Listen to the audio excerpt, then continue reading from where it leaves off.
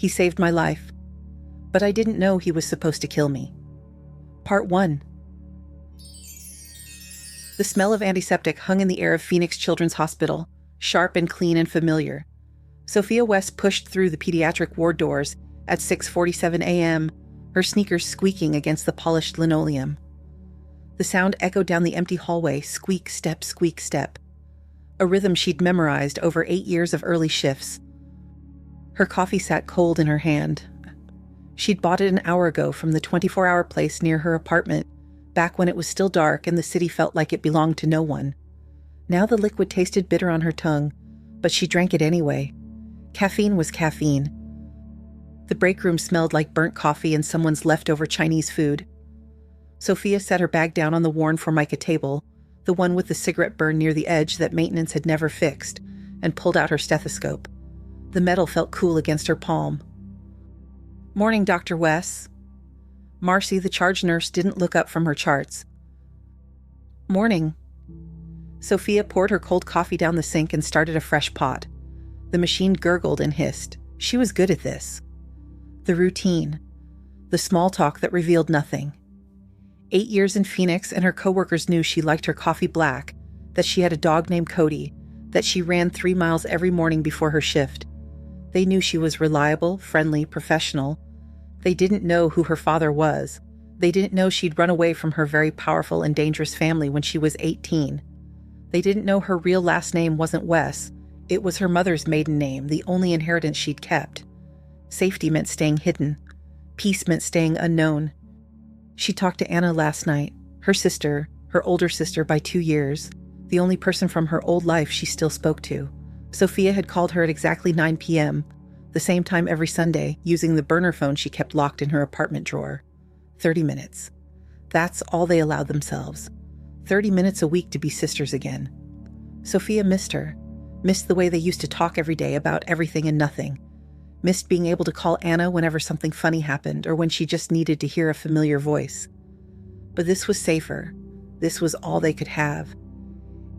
It had been hard on Anna, too, not being able to call her little sister whenever she wanted, not knowing where Sofia lived, having to wait for Sunday nights and hope the phone would ring. But Anna understood. She'd always understood. She would do anything to keep this line of connection open, even if it meant sacrificing the easy closeness they used to have. Sofia couldn't have survived 12 years without those Sunday calls, couldn't have made it through the loneliness, the isolation, the constant looking over her shoulder. Anna was her anchor, her reminder that someone in the world knew who she really was and loved her anyway. The pager on her hip buzzed. Sofia clipped it back and grabbed a fresh cup of coffee, still too hot, burning her tongue slightly as she took a sip. She tasted the bitterness and the heat. Her apartment was 15 minutes away. 2 bedrooms, spacious by Phoenix standards, with good locks on the doors and a view of nothing interesting. It was clean, quiet, hers. Cody would be waiting for her tonight, probably sprawled across the couch despite knowing he wasn't allowed. She'd built a good life here, simple, safe. No one from her old world knew where she was. She'd made sure of that. Even Anna didn't know her address, didn't know what hospital she worked at. Just knew she was somewhere in the world, surviving, building something new. The coffee burned all the way down. Sofia was filling in for the ER that morning. She was finishing her morning rounds on the pediatric floor when her pager buzzed. Dr. Plunkett was stuck in traffic, some accident on the 101, and the ER was backing up with pediatric cases. Could she cover for an hour? Maybe 2? Sofia grabbed her coat and headed down, her sneakers still squeaking against the linoleum. The ER waiting room smelled like too many people in too small a space, hand sanitizer and stale coffee, and that specific anxiety sweat that came from waiting too long in pain. Sofia had been down here 100 times, knew the routine. Chart in hand, she scanned the names and called the next one. Jessica Russo? She looked up, her eyes sweeping the waiting room the way they always did, looking for movement, for someone to stand, for recognition. A girl near the vending machines tried to push herself up from the plastic chair. Pale face, sweaty, hand pressed to her side. A man stood first, dark hair, leather jacket, his hand going to the girl's elbow to steady her. "That's us," he said. His voice had that Phoenix flatness to it, the kind of accent that came from growing up in the desert heat, where words got clipped short because it was too hot to waste energy on extra syllables. Sofia smiled, the automatic professional smile she'd perfected over 8 years of practice. "Follow me." She turned and headed toward the exam rooms, hearing them behind her, the girl's shuffling steps, the man's steady presence beside her. She'd seen 1,000 families like this. Worried parent, sick kid. Everyone looked the same when they were scared. Just another patient, just another shift. Nothing special about any of it. Appendicitis. Acute. Needed surgery within the hour. Sofia stood in the hallway outside the exam room, updating Jessica's chart on the tablet. The diagnosis was straightforward. Elevated white blood cell count, rebound tenderness in the right lower quadrant, fever. Textbook presentation. Marco Russo stepped out of the room, pulling the door mostly closed behind him. Sofia could hear Jessica's voice through the gap, talking to someone on her phone, probably a friend from the tone. "Mr. Russo." Sofia kept her voice calm, professional. This was the part of the job she'd done 1,000 times. "Jessica has acute appendicitis. We need to get her into surgery as soon as possible." He listened without interrupting, his arms crossed over his chest. His jaw was tight, worried. "How serious is it?" he asked. "It's serious enough that we can't wait, but it's also very routine. We do these procedures all the time. The surgeon on call tonight is Dr. Kemper. She's excellent. Jessica will be under general anesthesia, and the whole thing takes about an hour." "And after?" "A few days here for observation. We'll manage her pain, watch for any signs of infection, make sure she's healing properly." Sofia met his eyes. Steady, reassuring. "She's going to be fine." Something in his shoulders relaxed, just slightly. "Okay, what do I need to sign?" Sofia walked him through the consent forms. He read each one carefully, his finger tracking the lines of text before signing. His handwriting was surprisingly neat, all capitals, precise. "Can I stay with her?" he asked. "Until she goes in?" "Of course, and there's a surgical waiting room on the 3rd floor. Someone will update you as soon as she's out." "Thank you, Dr. Wes." "Sofia is fine." He nodded once. "Marco." The surgery went smoothly. Dr. Kemper was efficient, the appendix came out clean, no complications. By the time Jessica was moved to recovery, it was after midnight. Sofia stopped by the room on her way out just to check vitals one more time. The hallway was quiet, that late-night hospital silence where even the machines seemed to beat more softly. Marco was asleep in the chair beside Jessica's bed. His head was tilted back at an angle that would leave his neck sore in the morning. One of his hands rested on the edge of her mattress, fingers curled loosely like even in sleep he needed to make sure she was still there. Jessica was out cold, breathing steady and even, her face finally peaceful instead of twisted with pain. Sofia adjusted the blanket over Jessica's legs, checked the IV line, noted the vitals on the chart. All good. She'd check again in the morning during rounds. She left without waking either of them. In the elevator going down, Sofia realized she was smiling slightly. A dad who stayed all night in an uncomfortable chair, who held his daughter's hand even in sleep. It was sweet. Normal. The kind of family moment that made this job worth the long hours and the constant exhaustion. Jessica developed a post-surgical infection on day 3. Nothing catastrophic, a localized reaction at the incision site that required intravenous antibiotics and extended monitoring, but enough to keep her admitted. Sofia explained it to Marco in the hallway outside Jessica's room, keeping her voice matter-of-fact. These things happened. The antibiotics would handle it. They just needed to be cautious. "How much longer?" Marco asked. "At least another week, maybe 2, depending on how she responds to treatment." He nodded. Didn't complain. Just accepted it. Sofia checked on Jessica twice daily after that. Morning rounds at 7, evening check-in around 6. The infection was responding well to the antibiotics, but hospital policy required close monitoring for this type of complication. Marco was always there, not hovering, not anxious, just present. He'd set up in the corner of the room with a worn paperback and a thermos of coffee. Sometimes he was on his phone, texting in quick bursts. Sometimes he was helping Jessica with the schoolwork her teachers had emailed. Sometimes he just sat there, reading, while Jessica watched something on her iPad. By day 5, Sofia had learned his routine. He left every morning at 6:30 to take his son to school, came back by 8. left again at 2:45 for pickup, returned by 3:30. The rest of the time, he was in that chair. "You don't have to stay all day," Sofia said one afternoon. She was adjusting Jessica's IV flow rate, checking the insertion site for any signs of irritation. "She's stable. You could go home, get some rest." "I'm good here." Marco looked up from his book. "Rather be here than sitting at home wondering." Sofia understood that. A lot of parents couldn't handle the waiting, the not knowing. They paced. They asked the same questions over and over. They needed constant reassurance. Marco wasn't like that. He just stayed. Quiet, steady. On day 7, he brought his son with him. "This is Beau," Marco said as a small tornado of a kid burst into the room. 5 years old, all dark eyes and endless energy. "Beau, this is Dr. Wes." Inside voice, remember? "Hi." Beau was already at Jessica's bedside, bouncing on his toes. "Jess, I brought you drawings Dad said you're sick, but you look okay to me." "What's that thing?" He pointed at the IV pole. "Does it hurt? Can I press the buttons? What's that beeping noise?" Sofia couldn't help but smile. That beeping is the machine that gives Jessica her medicine. And no, you can't press the buttons. "Why not?" "Because then the medicine stops working." "Oh," Beau considered this, then turned to Sofia with his gap-toothed grin. "Do you got a dog?" "I do. His name is Cody." "What kind?" "Mixed breed. Medium-sized. Brown and white with floppy ears." "I want a dog, but Dad says no because of Spike." "Who's Spike?" "My lizard. He eats crickets. Want to see a picture?"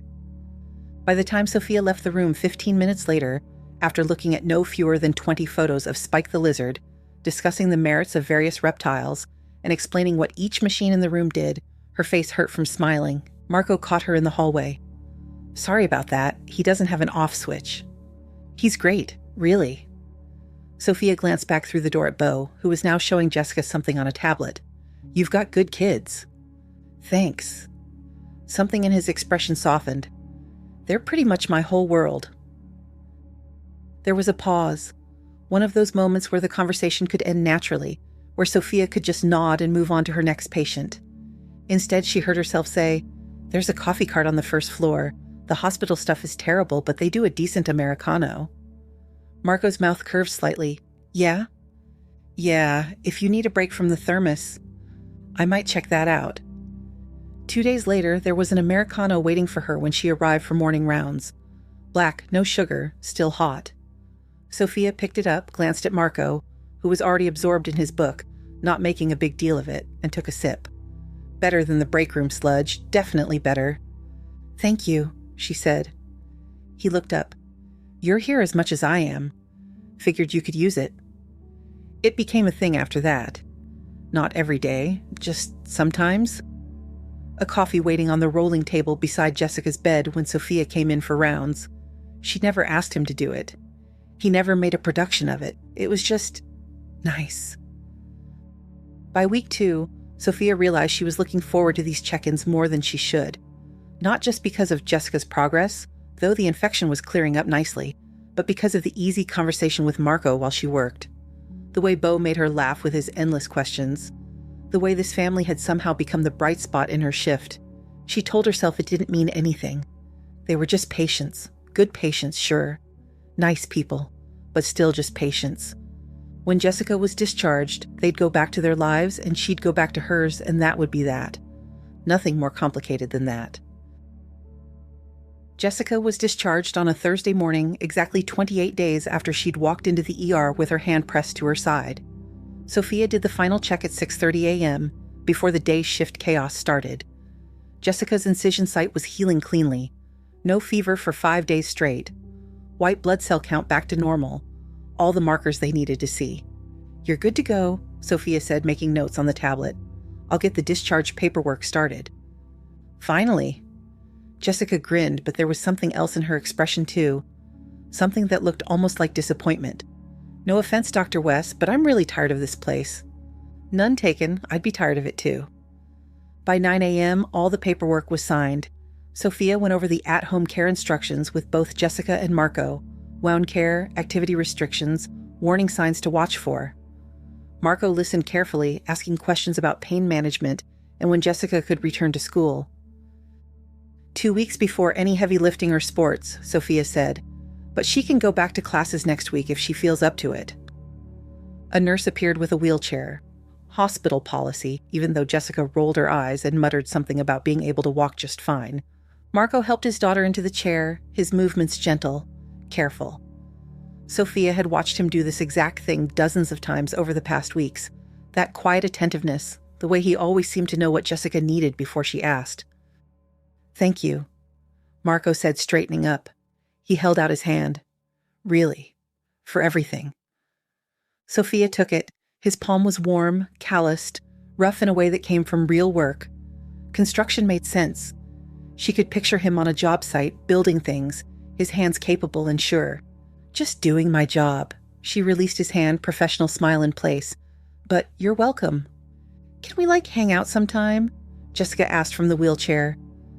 She was looking up at Sofia with that teenage hopefulness that was impossible to say no to. "I mean, once I'm not stuck in here anymore, maybe come over for dinner or something?" Sofia should have said no, should have kept that professional boundary firm and clear. Doctors didn't socialize with former patients. It wasn't a rule exactly, but it was a line most people didn't cross. But Jessica was smiling at her, and Beau, who'd appeared from wherever he'd been entertaining himself, was tugging on his dad's jacket, asking if Dr. West wanted to meet Spike properly this time, at home where Spike had his whole tank set up, and Marco was watching her with something in his expression she couldn't quite read. Not pushy, not expecting anything, just open. Like whatever she said would be fine. "Yeah," Sofia heard herself say. "I'd like that." Jessica's grin widened. "Cool. Dad has your number from all the hospital stuff, right?" "Jessica," Marco started. "It's fine," Sofia said quickly. "You can call, text, whatever." "We will." Marco's voice was quiet, certain. Sofia walked with them to the elevator, watched Marco push the wheelchair inside, Beau darting in after them, still talking about Spike and whether lizards could learn tricks. The elevator doors started to close. "Thank you again, Sofia," Marco said. She lifted her hand in a small wave. The doors closed. Sofia stood there for a moment, staring at the brushed metal doors, listening to the mechanical whir of the elevator descending. The hallway smelled like antiseptic. The same smell she'd been breathing for 8 years. The fluorescent lights hummed overhead. Everything was exactly the same as it had been an hour ago. Except something felt different. She told herself it was just the end of a long case, the satisfaction of a patient healed and going home. That's all it was. Her pager buzzed. Another patient. Another case. Sofia turned and headed back to work, her sneakers squeaking against the linoleum, the sound as familiar as breathing, but she was smiling. And when her phone buzzed 3 hours later, a text from an unknown number that just said, "This is Marco. Jessica wants to know if you're free to come by for dinner sometime." Fair warning, Beau will talk your ear off about Spike. Sofia saved the number in her contacts before she could talk herself out of it. "I'd love to." "When works for you?" she typed back. Simple, normal, just dinner with a former patient's family. Nothing complicated about that. The first time Sofia went to their house was 3 weeks after Jessica's discharge. She stood on the porch holding a container of homemade lasagna, something she'd stayed up too late making because showing up empty-handed to someone's home felt wrong, and told herself this was fine. Doctors checked on their former patients. It was professional courtesy. The door opened before she could knock. "Dr. West." Beau launched himself forward, wrapping his arms around her legs before she could even say hello. "Beau, let her breathe." Marco appeared behind his son, one hand on Beau's shoulder to gently pull him back. "Sorry, he's been watching the window for the past 20 minutes. "I'm fine," she said, smiling down at Beau. "And it's good to see you too, buddy." Marco stepped aside to let her in. "You didn't have to bring anything." "Yes, I did. It's a rule." The house smelled like that specific combination of grass and dirt and something vaguely sweet, like fruit snacks or juice boxes. The living room was small but clean. A basketball sat in the corner. Jessica's backpack was dumped by the stairs. There were dishes in the sink visible through the kitchen doorway and mail stacked on the counter. Sofia felt something in her chest relax slightly. This was normal. Exactly the kind of normal she'd been craving for 12 years. Jess is upstairs, Marco said, taking the lasagna from her hands. She's been texting her friends all day. Apparently being trapped in a hospital for a month makes you very popular. Can I show you Spike now? Bo was bouncing on his toes, his hand already grabbing at Sofia's. Please, please, please.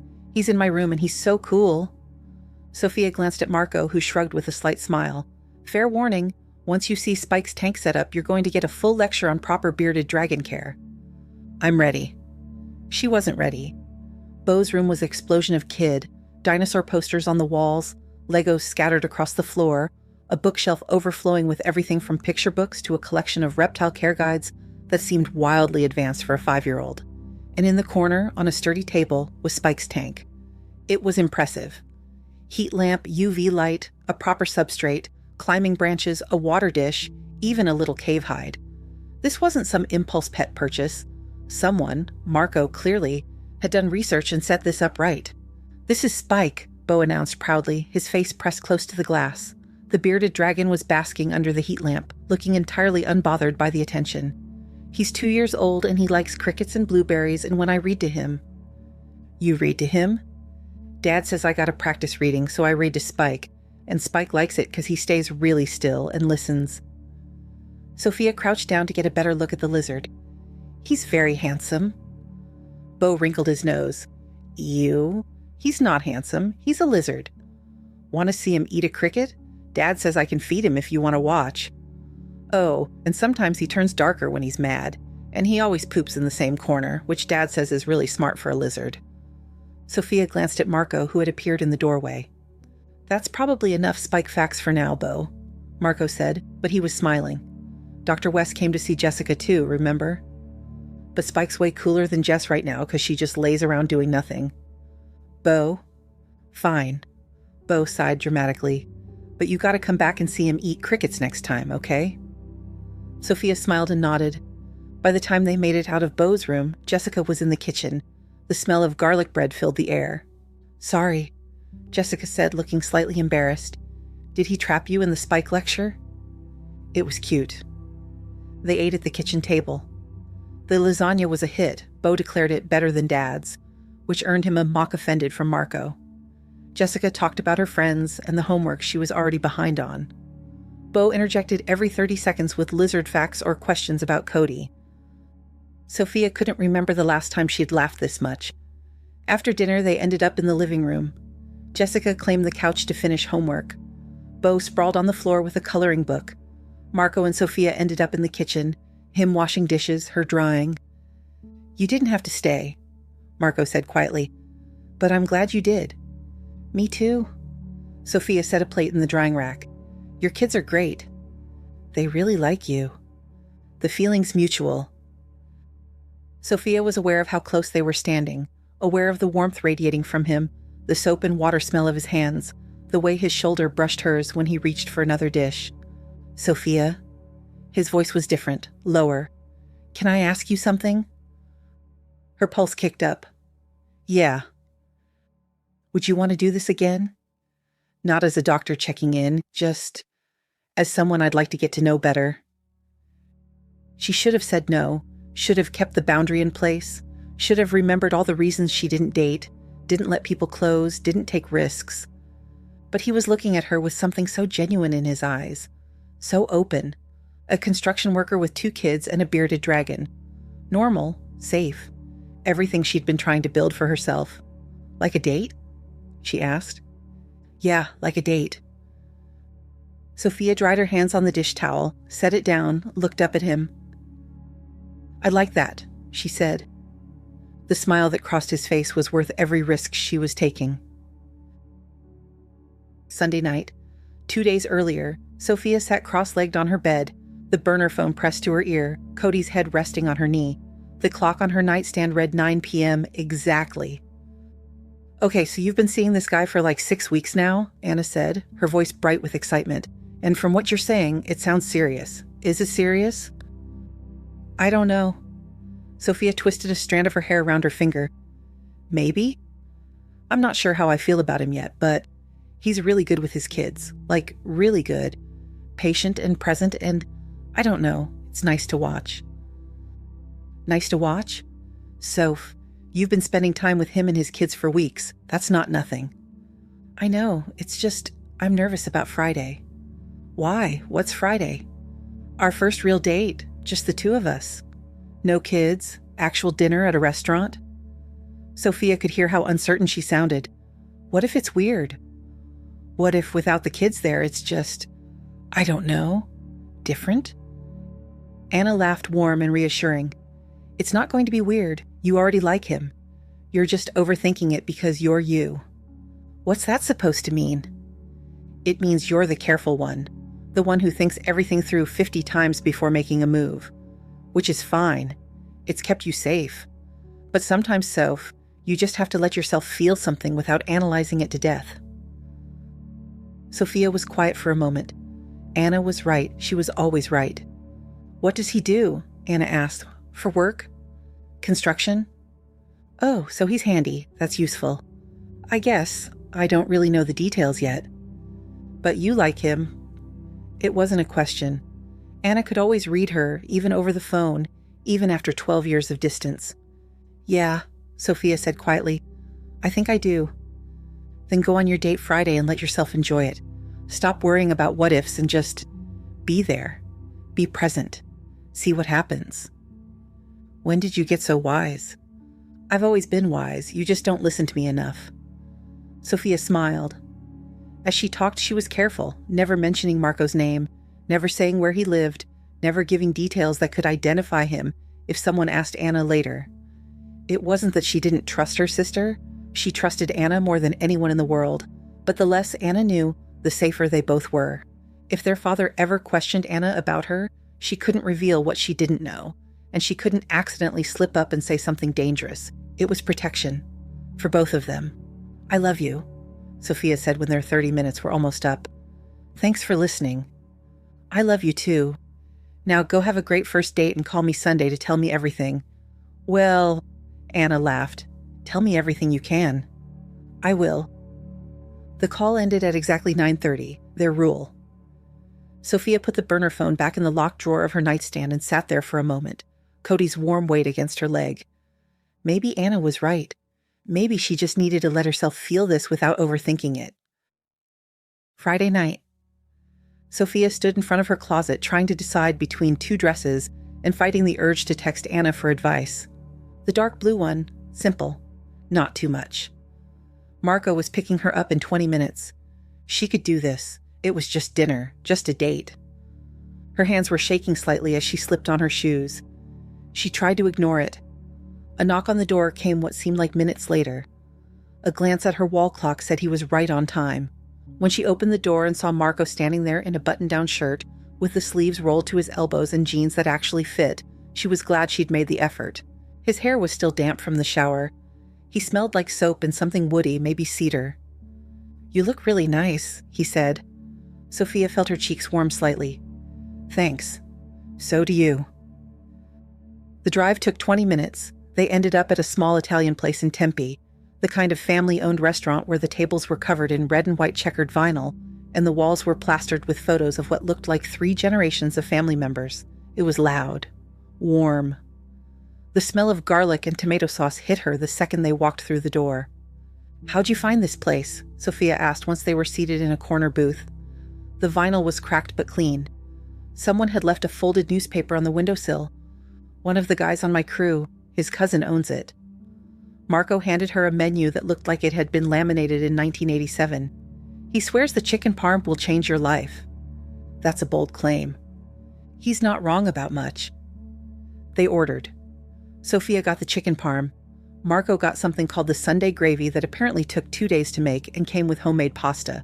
The waiter, who was definitely related to someone in all those photos on the wall, brought bread that was still warm from the oven, the butter melting into it immediately. Sofia tore off a piece and tasted rosemary and salt, and something that made her wish she could just eat bread for dinner. So, Marco said, pouring water into her glass from the pitcher on the table. Tell me about Cody. She laughed. That's your first date question? Beau's been asking about him nonstop. Figured I should get the details so I can report back. So she told him about Cody, about how she'd found him at a shelter 2 years ago, skinny and skittish, and how he'd slowly transformed into the goofy, lovable couch hog who currently ruled her apartment. About how he hated the mailman but loved every other human he'd ever met. About his obsession with tennis balls and his complete inability to catch them despite his best efforts. Marco listened like it was the most interesting thing he'd heard all week. "What about you?" Sofia asked. "How'd you end up with a 5-year-old lizard expert?" Marco laughed. "That's all my sister's fault. She took him to the zoo for his 4th birthday, and he spent over an hour in the reptile house. Came home talking about bearded dragons nonstop. I figured it'd be a phase, but 6 months later he was still at it, so..." He shrugged. "I did the research, set up the tank, and now we have Spike. That's a pretty involved pet for a kid. He's good with it. Feeds him every day, talks to him. I handle the deep cleaning and the vet visits, but Bo does most of the daily stuff. Teaches responsibility, right?" He grinned. "At least that's what I tell myself when I'm buying crickets in bulk." Sofia laughed. "How does Jessica feel about the crickets?" "She pretends they don't exist, made me promise to keep them in the garage." Marco tore off another piece of bread.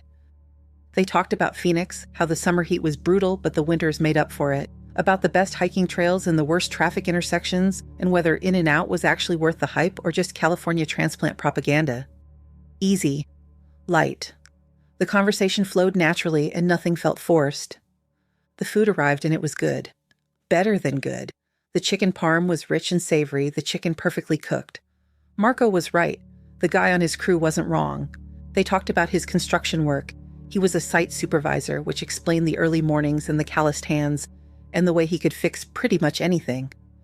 About her medical training, the 80-hour weeks during residency, the decision to specialize in pediatrics. "Why kids?" Marco asked. Sofia thought about it.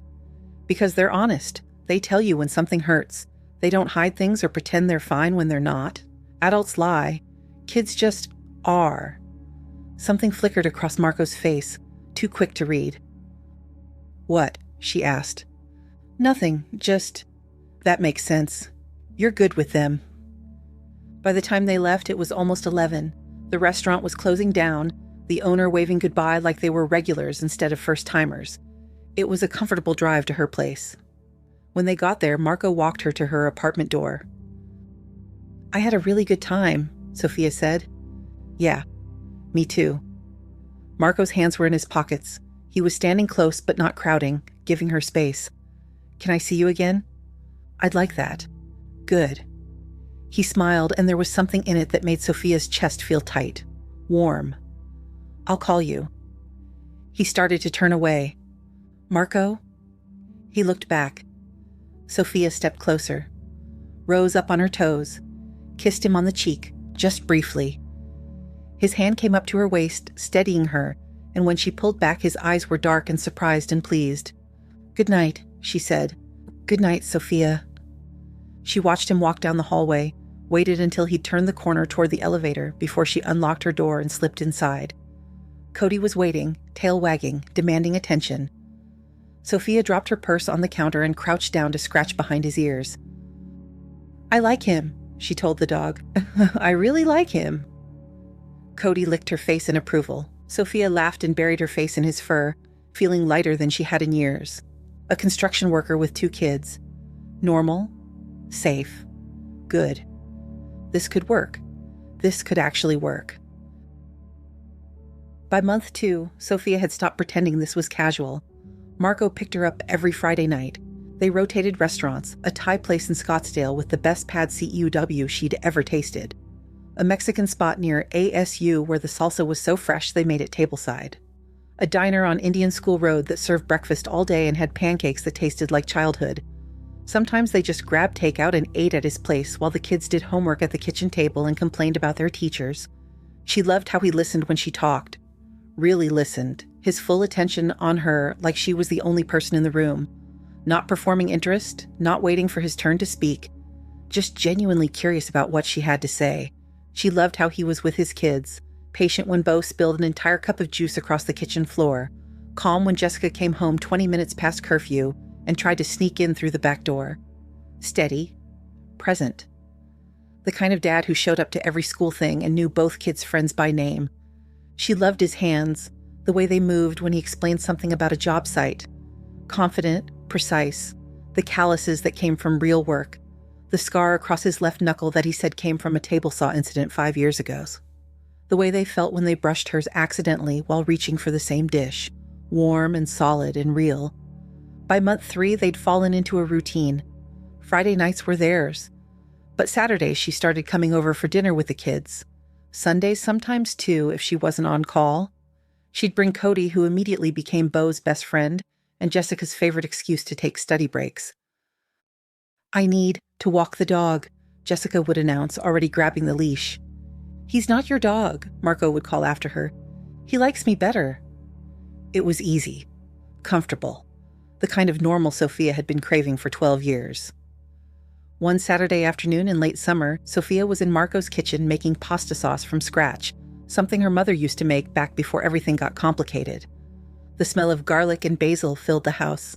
Sofia smiled at the memory. She and Anna used to help their mother in the kitchen, though Anna was always too excited to stay focused, talking nonstop, dancing around, sampling ingredients until their mother would shoo her away laughing. Sofia had been the serious one, carefully measuring and stirring, trying to get everything exactly right. She wished Anna could be here now. Wished she could call her sister and say, "I'm making Mom's sauce." Remember how you could never sit still long enough to learn? Wished for all the easy, normal sister moments they couldn't have anymore. Beau was in the living room building an elaborate Lego spaceship. Jessica was upstairs on a video call with friends. Marco was next to her at the counter, chopping tomatoes. "You're doing that wrong," Sofia said, glancing at his cutting board. "There's a wrong way to chop tomatoes. You're squishing them. You need a sharper knife and a lighter touch." Marco set down the knife and held up both hands in surrender. "Okay, chef, show me." Sofia moved closer, took his hands, and guided them with hers. "Like this. Let the knife do the work." She was aware of how close they were standing, aware of the heat radiating off him in the warm kitchen, the smell of his soap mixing with the garlic and tomato, aware of the way his breath caught slightly when her fingers wrapped around his. "Got it?" she asked quietly. "Yeah." His voice was rough, lower than usual. "I got it." Neither of them moved. The moment stretched. Sofia looked up and found Marco watching her with something in his eyes that made her pulse kick up. Want. Clear and unguarded. "Sofia?" He said her name like a question. She answered by closing the distance between them. The kiss was different from the cheek kiss on their first date. Slower, deeper. His hands came up to cup her face, gentle despite the calluses, and she tasted tomato and basil and something that was purely him. Her hands fisted in his shirt, pulling him closer, and she felt him smile against her mouth. When they pulled apart, his forehead rested against hers. Both of them were breathing harder than they should be from just a kiss. "I've been wanting to do that for weeks," Marco said quietly. "Why didn't you?" "Didn't want to push, didn't want to mess this up." Sofia's chest felt tight, full. "You're not messing anything up." "Good." He kissed her again. Softer this time. Careful. "Because I really like you, Sofia Wes." Something about the way he said her name. Her fake name. The name she'd been using for 12 years. Made guilt twist in her stomach, but she pushed it away. Buried it. This was good. This was safe. A construction worker with 2 kids who kissed her in his kitchen and made her feel like she could have something normal. "I really like you too," she said, and she meant it. 2 weeks later, Marco stayed over for the first time. It wasn't planned. They'd gone to dinner, come back to her apartment to watch a movie, and somewhere between the opening credits and the halfway point, they'd stopped paying attention to the screen. By the time they came up for air, it was past midnight. "I should go," Marco said, but he was still kissing her neck, his hands warm on her waist. "Kids are at my sister's, but I should—" "Stay," Sofia said. He pulled back to look at her. "Yeah?" "Yeah." He stayed. Hours later, they lay tangled together in her bed, the sheets twisted around them, the room dark except for the streetlight filtering through her blinds. Cody was sprawled at the foot of the bed, snoring softly. Marco's hand traced lazy patterns on her shoulder. "Can I ask you something?" he said quietly. Sofia's stomach tightened. "Okay." "Your family, the ones you're not close to, are they going to be a problem? Like, Is someone going to show up and make things difficult? The lie tasted bitter on her tongue before she even spoke it, but she couldn't tell him the truth. Couldn't explain that her father was Dominic Valentino, one of the most powerful mob bosses on the East Coast, that she'd run at 18 and never looked back, that she'd been using her mother's maiden name for 12 years to stay hidden. If she told him, he'd know she'd been lying, and he might leave, might decide this was too complicated, too dangerous, too much. And she couldn't lose this. Couldn't lose him. No, she said. Her voice was steady even though her chest felt tight. No one's going to show up. We just grew apart, that's all. They don't even know where I am. It wasn't entirely a lie. Her family didn't know where she was. She'd made sure of that. Marco's hand tightened on her shoulder. Okay, I just needed to know you're safe. That's all I care about. I'm safe, Sofia said. She believed it when she said it. She'd been so careful. 12 years of staying off the radar. 12 years of being no one. There was no way anyone from her old life would ever find her here. Marco kissed the top of her head. Good. Within minutes, his breathing had evened out. Sleep. Sofia lay awake, staring at the ceiling, trying to ignore the guilt twisting in her stomach. She'd lied to him. To the first man she'd trusted in over a decade. To the man currently asleep in her bed with his arm around her waist and his breath warm against her hair. But it was a small lie. A necessary lie. The kind of lie that kept both of them safe. She'd tell him eventually, when the time was right, when she was sure this was real and permanent and worth the risk, just not yet. Not yet. By month 4, Marco had a drawer at her apartment. Nothing major, just a spare shirt, deodorant, a toothbrush, things he needed when he stayed over after the kids went to bed at his place, after late dinners that turned into later conversations on her couch. Cody loved him. The dog had taken about 3 seconds to decide Marco was acceptable, and now he followed him around the apartment like they'd been best friends for years. He's a traitor, Sofia said one Saturday morning. They were in bed, her bed, and Cody was sprawled across Marco's feet. The morning light came in pale through the curtains. She could smell coffee from the pot Marco had started before climbing back in beside her. He's got good taste. Marco's hand was tracing lazy patterns on her shoulder. Smart dog. Disloyal dog. Can't blame him for recognizing quality when he sees it. Sofia laughed and buried her face in his chest. His heartbeat was steady under her cheek. His skin was warm. Sunday night, 9 o'clock. Sofia sat on her couch with Cody's head in her lap, the burner phone already in her hand. She'd been looking forward to this call all week. Wanted to tell Anna about the pasta sauce, about how things with Marco were good, really good, about how she was starting to think maybe this could actually work. The phone rang once before Anna picked up. Soph? Her sister's voice was wrong, tight, strained. Sofia's stomach dropped. Anna, what's wrong? Hold on. Anna was moving. Sofia could hear it. Footsteps, a door closing, the rustle of fabric like she was pressing the phone closer. Hold on, just give me a second. Anna, you're scaring me. I know, just... More movement, then silence. Then Anna's voice again, quieter now, urgent. Are you okay? Are you safe right now? Sofia's hand stilled on Cody's head. Her pulse kicked up, sudden and hard. Yes, I'm home. I'm fine. What's going on? The Coppola family. Anna was talking fast now, whispering. They found you. I don't know how I don't have all the details yet, but they know who you are and where you are. There's a price on your head, Sofia. They're planning to grab you, use you against Dad. The room tilted. Sofia pressed her free hand against the couch cushion, grounding herself in the rough texture of the fabric. The taste in her mouth went metallic. How do you know this? Her voice came out steadier than she felt. I have someone on the inside, someone who feeds me information when things get dangerous. He called me this morning, said the Coppolas have been planning this for weeks. Weeks. Sofia had been so careful.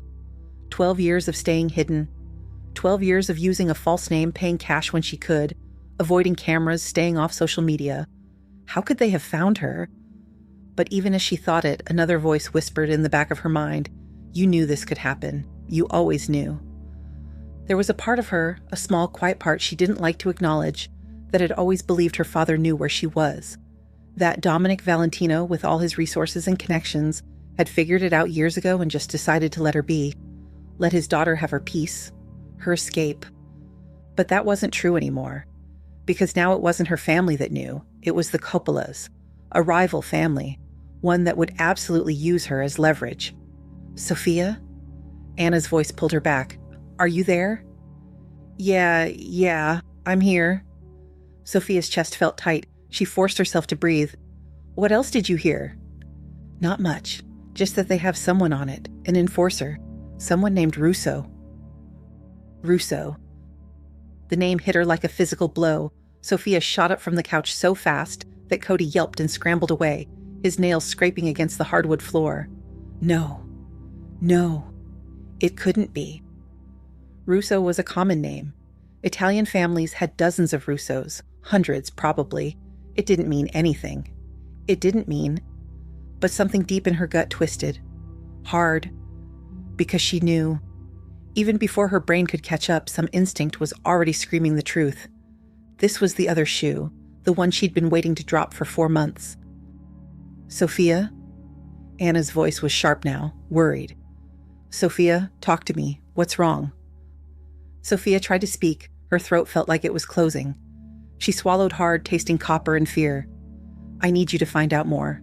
Everything you can. Names, details, anything. Okay, I can do that. But, Sofia? I'll call you in 2 days. Wednesday, same time. Her voice sounded wrong, too calm, too controlled, like she was talking to a patient's family delivering bad news with practiced detachment. Sofia, what's going on? You sound... I have to go. It's only 9:15. We still have... I know, I'm sorry. I need to go. Please. Just get me the information. Sofia could hear Anna breathing on the other end, could picture her sister's face, worried, confused, scared. Okay, Anna said quietly. I'll call my contact. I'll find out what I can. Thank you. I love you. I love you too. Be safe. The line went dead. Sofia stood in the middle of her living room, the phone still pressed to her ear, listening to the silence. Cody whined from his spot by the kitchen, uncertain. The refrigerator hummed. The clock on the wall ticked. Everything was exactly the same as it had been 10 minutes ago. Except it wasn't. Sofia lowered the phone, put it on the coffee table. Her hands were shaking. Russo. The Coppola's enforcer was named Russo. It couldn't be him. Marco worked construction. He had 2 kids. He made her pasta and kissed her in his kitchen and looked at her like she was something precious. He was normal, safe, good. He couldn't be... Sofia grabbed her phone, her regular phone, unlocked it with trembling fingers and opened the browser. She typed, Coppola crime family. The results flooded the screen. News articles, Wikipedia entries, FBI reports, photos of men in expensive suits standing outside courthouses, the usual organized crime coverage, arrests, trials, territorial disputes spanning decades. She scrolled through page after page, looking for something, anything. A roster, an organizational chart, names of current members. But there was nothing like that. Just the big names. The bosses who'd been arrested, the high-profile trials, the occasional mention of known associates without specifics. An hour passed. Sofia's eyes burned from the blue light. Her coffee sat cold and forgotten on the table. This was stupid. What was she even looking for? Crime families didn't publish employee directories. They didn't have LinkedIn profiles. She was searching for the wrong thing. Her hands were shaking as she cleared the search bar and typed something new. Marco Russo Phoenix. Too many results. Construction companies, obituaries, social media profiles of people who definitely weren't him. She tried again. Marco Russo, Arizona. More of the same. Nothing useful. Her chest felt tight. Maybe Anna's contact was wrong. Maybe this was a different Russo. Maybe... Wait. She backspaced and typed, Marco Russo Coppola. The first few results were nothing. A Marco Russo who sold insurance in New Jersey. A Coppola family recipe blog written by someone named Marco. Then, halfway down the second page, she saw it. A court document. A PDF from the Arizona Superior Court database. 5 years old. State of Arizona versus Vincent Coppola. Witness and associate list. Sofia's finger hovered over the link. Her heart was pounding so hard she could hear it in her ears. She tapped it. The PDF loaded slowly. Page after page of legal jargon, testimony records, evidence lists. She scrolled, her hands trembling, looking for... There. Page 47. A list of known associates of Vincent Coppola who had been identified but not charged due to insufficient evidence. Third name from the bottom. Marco Antonio Russo. Age 31. Phoenix, Arizona. Known enforcer. The phone slipped from her hands. It landed on the couch beside her with a soft thud, the screen still glowing, still showing that terrible list of names. Sofia stared at nothing. At the wall. At the dark window, reflecting her own pale face back at her. Known enforcer? 5 years ago, which meant he'd been working for the Coppolas for at least that long.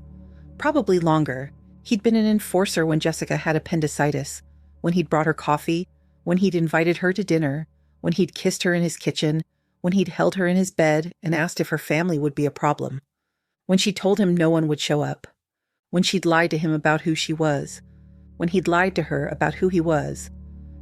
Her chest felt like someone was sitting on it. She couldn't breathe, couldn't think, couldn't do anything except sit there in her dark living room at 2 a.m. and watch everything she'd believed in crumble into dust. Cody appeared in the doorway, sensing something was wrong. He patted over and pressed his nose into her hand, whining softly. Sofia didn't move. Couldn't move. He'd been lying to her from the very beginning. Everything. The hospital, the kids, the dinners, the gentle touches, the way he looked at her like she mattered. All of it. Had been part of a plan. A job. An assignment from the Coppola family to grab Dominic Valentino's runaway daughter and use her as leverage. And she'd made it so easy for him. She'd fallen in love with him. The sound that escaped her throat was broken. Raw. Cody whined again and pushed his head under her hand, trying to comfort her. Sofia pressed her palm against her mouth, holding back the sob threatening to tear free. Her whole body was shaking. The taste in her mouth was bitter. Metallic. Like blood and fear and 4 months of believing in something that had never been real. She'd been so careful. 12 years of hiding. 12 years of staying off the radar. 12 years of building a life where no one from her old world could find her. And she destroyed it all. By falling for a man whose job was to destroy her. This is the end of part 1. Sofia had been so careful, but some pasts don't stay buried forever. What she discovers next changes everything. Part 2 of He Saved My Life, but I Didn't Know He Was Supposed to Kill Me is waiting for you. If this story touched you, please like and share. I'd love to know what you felt for Sofia and Marco, and you're always welcome to leave a comment. If you'd like more stories like this, subscribe to Vailed Pen Stories. Thanks for listening.